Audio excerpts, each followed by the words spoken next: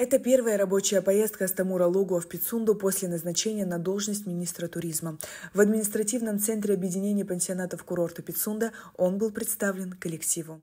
Хочется вам всем пожелать хорошего сезона, успехов вам в работе. А все, что необходимо для того, чтобы поддержать вас, ваш коллектив, мы со своей стороны настроены как раз таки именно так работать. Задач очень много, вопросов очень много. Курорт 1967 года на самом деле на сегодняшний день очень много чего нужно делать, исправлять, ремонтировать.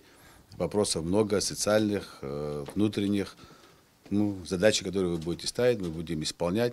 На сегодняшний день подготовка практически завершена, мы уже ждем гостей. На сегодняшний день около 200 человек отдыхает.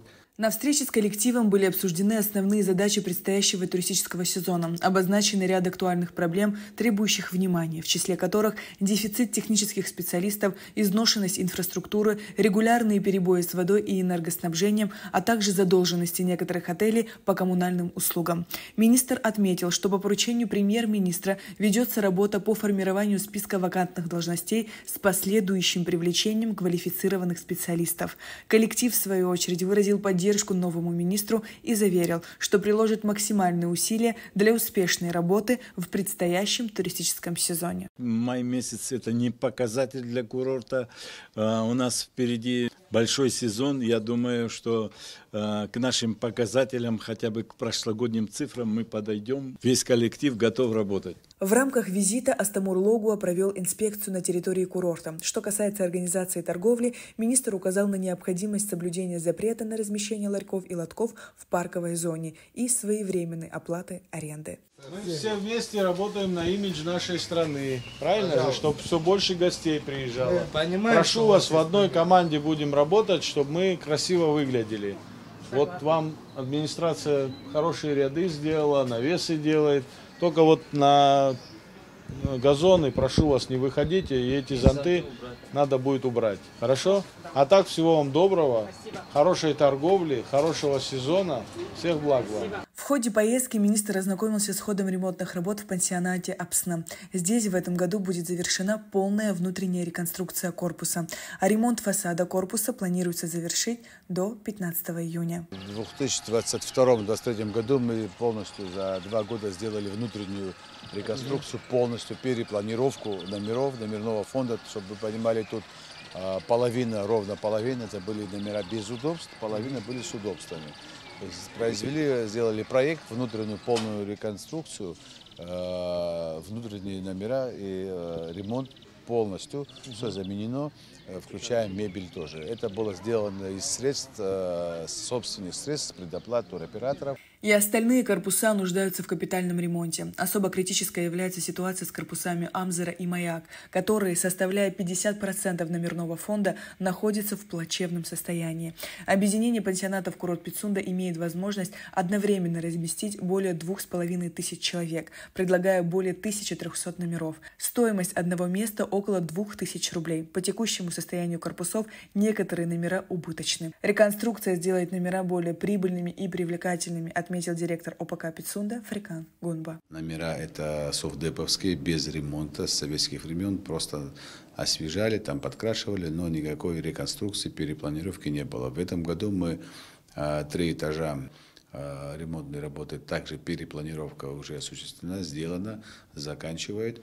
Проблема в остальном еще 10 этажей и плюс еще одного корпуса «Маяк» – это на сегодняшний день, который в очень плачевном состоянии.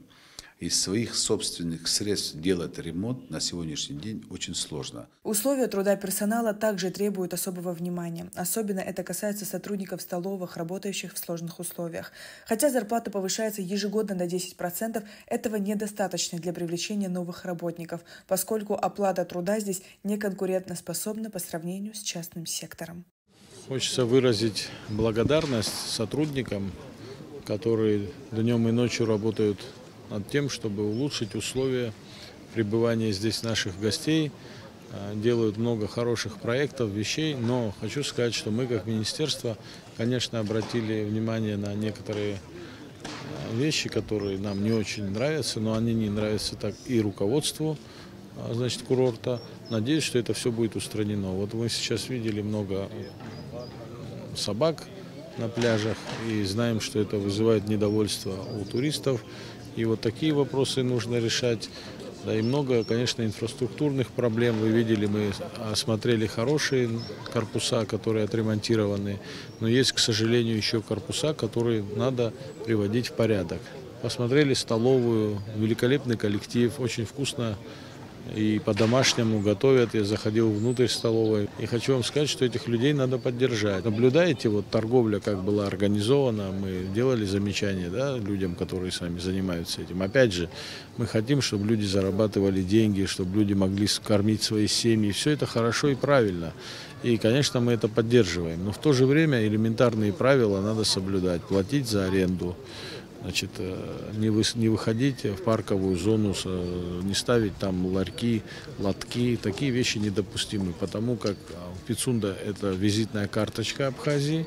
К нам приезжают тысячи гостей, и первое, что они видят, когда пересекают КПП, вот эти так называемые рыночки, ларьки, они должны быть приведены в соответствие. Ну, дали поручение, надеюсь, что все это будет исполнено. Пицунские пансионаты – важная составляющая туристического бизнеса в государственной сфере. И для их развития, а также поддержания высокого уровня услуг необходимы инвестиции в восстановление корпусов, что в перспективе позволит сохранить долголетнюю популярность курорта среди гостей. Сария Кварацхеля, Раму Камке, Абхазское телевидение.